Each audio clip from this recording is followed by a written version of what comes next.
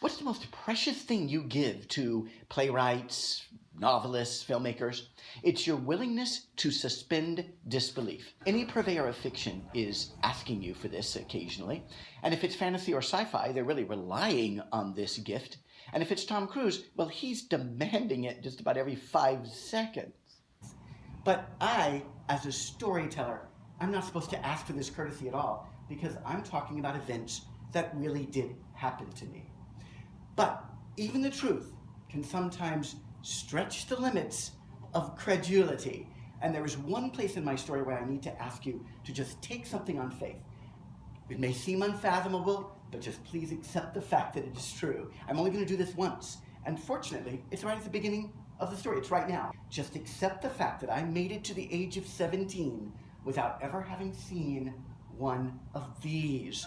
Now, I'm not talking about indoor plumbing. I'm talking about the hanging fabric shower curtain. So I lived in a cookie-cutter neighborhood in Shreveport, Louisiana, a little suburb in the cotton fields, and a single builder had built all of the homes. And he had deployed this type of shower curtain. Now, how many of you have ever seen a rigid accordion shower curtain? You've seen that. It was very popular in the mid-century. You don't really look that old. But this was the kind of thing that happened in the 1960s.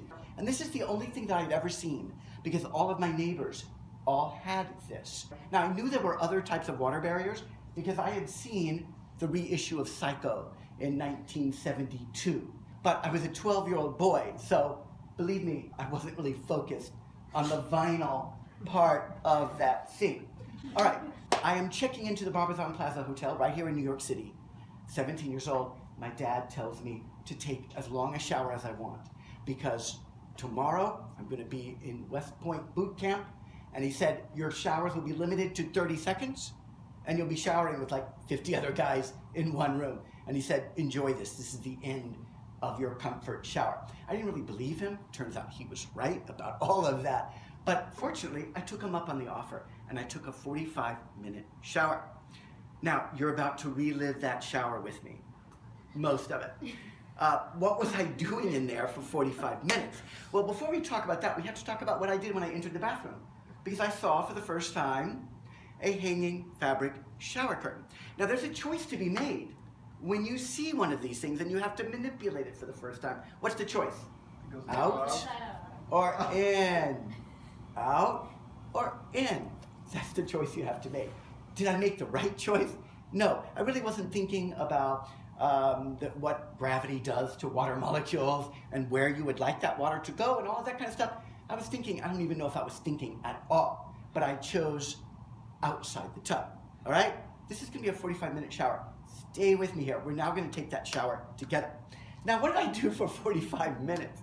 In order to understand that, you have to go back to what happened to me that morning. I woke up at 5:30 in my childhood bed where I had been for 10 years. And I said goodbye to my 2 brothers. I wouldn't see them for a year.